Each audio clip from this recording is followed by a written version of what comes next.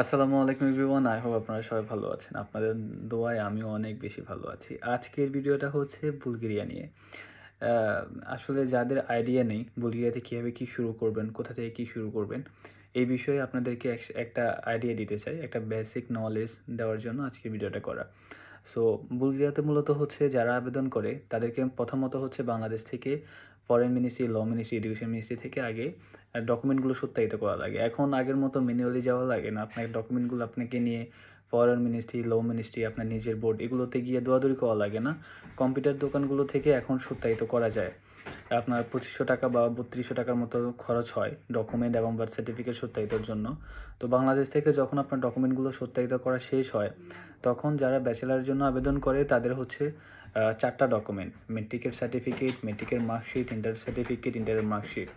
আর যারা হচ্ছে ব্যাচেলরের জন্য আবেদন করবে, ব্যাচেলর শেষ এখন মাস্টার্সের জন্য আবেদন করবে, তাদের শুধুমাত্র ২ টো ডকুমেন্ট সত্যায়িত করা লাগে। একটা হচ্ছে ব্যাচেলরের মার্কশিট, একটা হচ্ছে ব্যাচেলরের সার্টিফিকেট। এই ডকুমেন্টগুলোর মধ্যে যারা ব্যাচেলারের জন্য করবে তাদের ৪ টা document Bangladesh embassy, Bulgarian embassy থেকে সত্যায়িত করতে হয়। বাংলাদেশ এম্বাসিতে পার পেজ হচ্ছে €১০ করে পেমেন্ট করা লাগে। আর বুলগেরিয়ান এম্বাসিতে পার পেজ হচ্ছে €২০ করে পেমেন্ট করা লাগে। তো ৪ টা ডকুমেন্টের জন্য আপনার €৪০ বাংলাদেশ এম্বাসিতে পেমেন্ট করতে হবে প্রথমে। তারপরে €২০ করে আপনার €৮০ হচ্ছে বুলগেরিয়ান এম্বাসিতে সত্যায়িতর জন্য পেমেন্ট করতে হবে। আর যারা মাস্টার্সের জন্য আবেদন করবে তাদের ২ টো ডকুমেন্ট অনলি, ব্যাচেলরের সার্টিফিকেট, ব্যাচেলরের মার্কশিট। তো ব্যাচেলরের সার্টিফিকেট এবং মার্কশিটের জন্য €২০ বাংলাদেশ এম্বাসিতে এবং €৪০ হচ্ছে গিয়ে আপনার বুলগেরিয়ান এম্বাসিতে।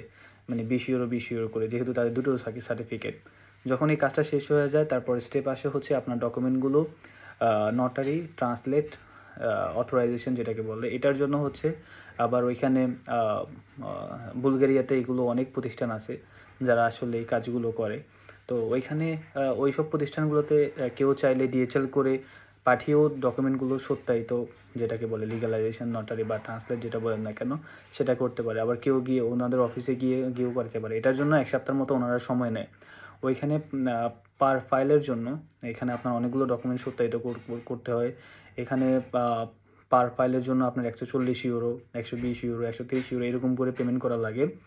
তো এই পেমেন্টগুলো যখন আপনার করা হয় তখন লাস্ট স্টেপ হচ্ছে গিয়ে আপনার এই পেমেন্টগুলো করার পরে যখন এই প্রসেসটা শেষ হয় তখন হচ্ছে গিয়ে আপনার ইউনিভার্সিটিতে গিয়ে ফিজিক্যালি সাবমিশন করতে হয়। ইউনিভার্সিটিতে যখন আপনি ফিজিক্যালি সাবমিশন করবেন, যদি আপনি অন্য কারোর মাধ্যমে করেন, তাহলে আপনাকে পাওয়ার অফ অ্যাটর্নি দিয়ে ডকুমেন্টগুলো যিনি জমা দিবে তিনি গিয়ে ফিজিক্যালি জমা দেয়। আর একটা মজার বিষয় হচ্ছে কি, এখানে অনেকগুলো ইউনিভার্সিটি আছে যেগুলোতে টিউশন ফিস আগে পেমেন্ট করা লাগে না। আপনি যখন ভিসা পাবেন, ভিসা পাওয়ার পরে আপনাকে টিউশন ফিস পেমেন্ট করতে হয়। ফিজিক্যালি আপনি যখন এনরোল করবেন ইউনিভার্সিটিতে তখন। আবার কিছু, কিছু ইউনিভার্সিটি হচ্ছে আপনার আ আ অফার লেটার যখন পাবেন পরবর্তীতে হচ্ছে টিউশন ফিস পেমেন্ট করা লাগে। এভারেজলি যদি আপনি ধরেন যেসব ইউনিভার্সিটিগুলোতে টিউশন ফিস কম, অনেকগুলো ইউনিভার্সিটি আছে ১৫০০, ১৬০০, ইভেন আমি একটা ইউনিভার্সিটি পাইছি €১২০০ টিউশন ফিস।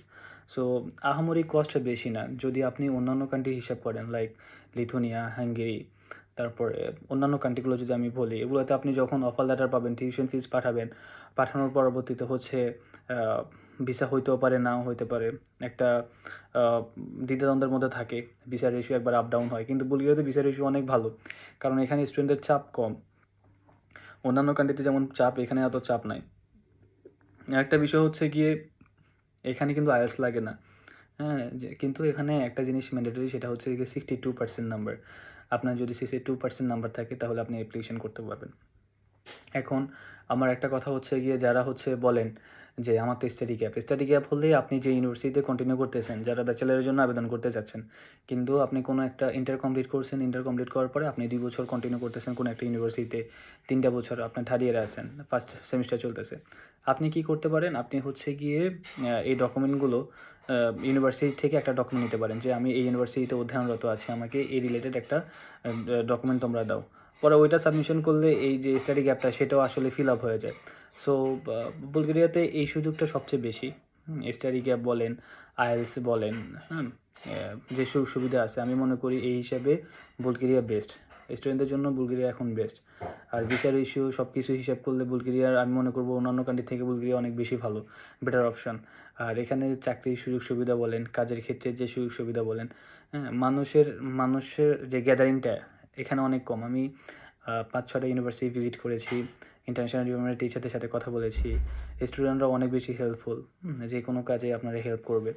সো মোটামুটি বলা যায় যে অন্যান্য ইউরোপিয়ান কান্ট্রি থেকে বুলগেরিয়া বেস্ট। কিন্তু যারা চিন্তা করতেছে যে প্রথম থেকে তো আমার 40 থেকে 50,000 টাকা বা 60,000 টাকার মতো খরচ হয়, তাদেরকে বলবো তাহলে আপনার ইউরোপের স্বপ্ন না দেখাই ভালো।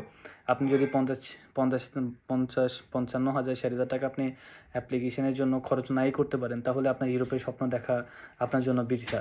কারণ অন্যান্য কান্ট্রিতে আবেদন করতে হলে মিনিমাম একটা কস্ট লাগে। আপনার ভিসা না হলে 1,00,000 টাকার মতো 60-70,000 টাকার মতো লস যায়, সেটা আপনি যে কোনো কান্ট্রিতে করেন না কেন।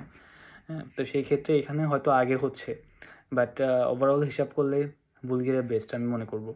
তো যারা আবেদন করতে চান তারা আবেদন আবেদন অবশ্যই করতে পারেন। আরেকটা বিষয়, মাদ্রাসা স্টুডেন্ট এবং ডিপ্লোমা হোল্ডাররা কিন্তু আবেদন করতে পারবে না। তো যারা মাদ্রাসা হোল্ডার আছেন, মাদ্রাসা স্টুডেন্ট আছেন বা ডিপ্লোমা হোল্ডার আছেন, তারা আবেদনের থেকে দূরে থাকবেন, কারণ শুধু শুধু টাকাগুলো নষ্ট করার কোনো মানেই হয় না।